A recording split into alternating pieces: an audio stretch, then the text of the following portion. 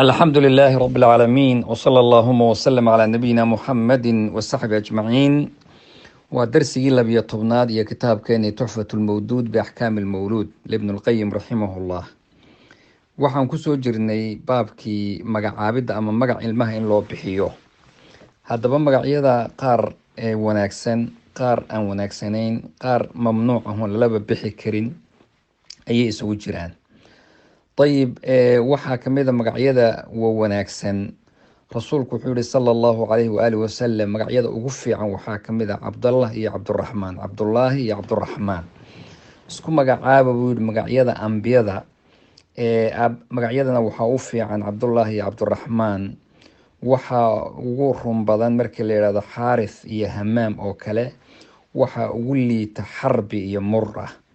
marka magacyada Xarbi markii la wada dagaal iyo Murra waa kharaar isaguna. magacyada noocaasa rasuulkuna waa bedeli jiray sallallahu alayhi wasallam. ujeedaduna waa inuu qofku u bixiyo ilmihiisa magac fiican, waa inuu u bixiyo.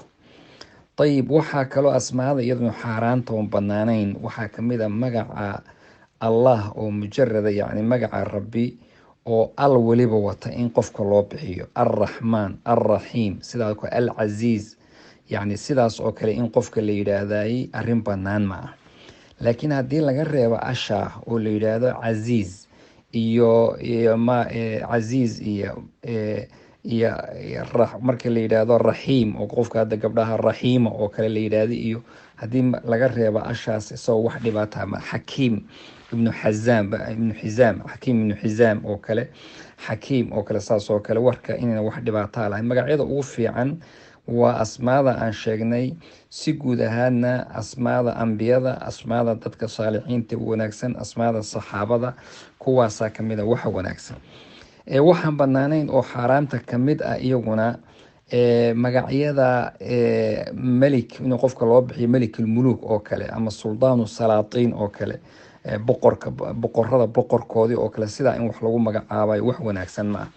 waxaa kaloo isaga naftiisu karaahiye ah oo aan isaga naftiisu fiicnayn oo saxiixaynkana kusoo aro xadiis saxiixa inuu rasuulku yiri sallallahu alayhi wasallam, yani magacyada aan sheegnay ayaa kamida oo qofku inuu u bixiyo malik al-muluk oo kale, qofka la yiraahdo boqorada boqorkoodii oo kale ayaa kamida. waxaa saxiixul muslim ku sugan isagana inuu rasuulku ka hadlay uu yiri ilmihiina ha u bixinina Yasaar iyo Rabaax iyo Najaax ama Najiix ama Aflax, sidaas oo kale. arrinta meesha ku jirta waxa weeye magacyadaasi waxay tusinayaan wax tazkiye la yiraahdo iyo qof tahiraan iyo wax wanaagsan, qof aflaxay, qof najaxay, qof guuleystay, sidaas oo kale qof hodana.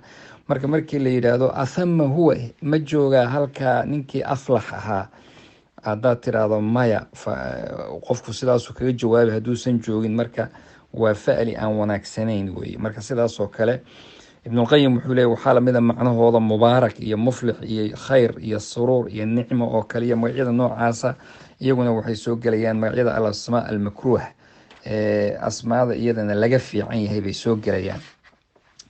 barra oo kale baa kamida, iyadana taskiya tusinaysa, ilaahay baa qof baari ah.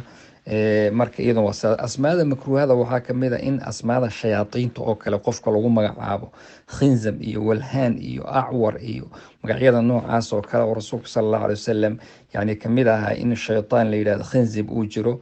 marka iyagana saas oo kale ma bana. asmaada quraanka kuwa waxaa jira iyaguna suurada quraanka si toos ah u tusinay sida Taaha iyo Yaasiin iyo Xaamiim iyo ereyada go'an, wax kale macnahoodu ma aadaye, waxay aadayaan suwarkii toos baa loogu qaaday. marka iyaguna ma banaana la yiraahdaa, karaahiyadii bay ku jiraan in lala baxo. laakiin haddii ay asho oo kale ka maqan tahay, maalan hadda markii la yiraahdo al-qamar ama al-najmi oo kale, laakiin haddii laga reebo najmi iyo qamar iyo shamsi iyo waa magacyo aad u jeedo kulli haddii alla geliyana suuradiiba isu bedel, haddii laga reebana caadi ayay noqonayaan. asmaada malaa'igta ayaa kamid, iyagana karaahiyaday soo galaan baa laleeyahay, inkastoo xadiidka sanadkiisa uu wax ku jiro, haddana in magacyada malaa'igta lala baxo si guud, sida Jibriil iyo Mikaa'il iyo Israafiil iyo dadku way iskala baxaan Jibriilka iyo marka waa karaahiya, iyagana waa laga fiican yahay. adiladu sidaas ayay u badan tahay. si guud ismaada xunxun oo kale oo qabiixa oon wanaagsaneyn xitaa rasuulku waa bedeli jiray, xitaa buuraha ayuu ka bedeli jiray magacyada aan wanaagsaneyn markii loo sheego oo kale. waxaa jira oo kale xitaa magacyada inuu rasuulku sal lla ly slam aslam wuxuu yihi qabaaisha oo kale salamahallah waa aslam, markaas ilaahay ha magangeliyo. ghafaar ghafar allahu, laakiin casiya ama cusaya qoladii la odhan jiray casat illaha warasuula, ilaahay iyo waxay caasiyeen. marka magacu si ahaantiisa waxaad dareemaysaa rasuulka sal lla alay wasalam ninkii la odhan jiray suhayl ibnu camar oo kale sulxulxudeybiya loo soo diray, markuu magacaa arkay wuxuu yihi sahula amrukum, arintiinii wayba fududaatayba.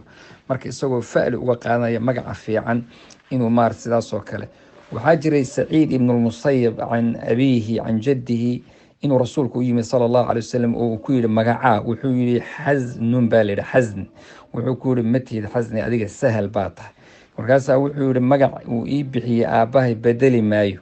wuxuu ku yihi waagii dambe saciid ibn musayab baa wuxuu odhan jiray alxusuunatu maa zaalat fiina, tilka alxusuuna maa zaalat fiina, weligeed nagama zuulin. xasuunadu waxaa weeyaan waa khildada iyo adayga wey, waa khuluqa qofka iyo akhlaaqdiisa oo midka kan ahoo xasuunat khildatun wa qasaawa, qalalaan baa ku jira. marka inaynan ahayn iyaduna, marka rasuulku inuu ka bedelu damcay, laakiin ma uusan wax fiican ma ahayn.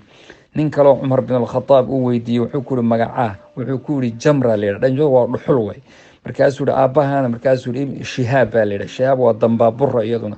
markaasa wuxuu ku yihi xaggee deganteen, xarqa ama xurqa meeshaas la yidhaahdo, waa gubanaysa, meel gubanaysa. wuxuu yihi gurigaagu halkeebuu kaga yaalaayo, bixarati naar buu ku yaalaabu, yani qeybta oo xara yani gurayska ama buurta naarta dabka loo yaqaan. wuxuu yihi halkeed kasii degantihiin, markaasuu bidaati lada, meesha ololka ayaanu ka degan.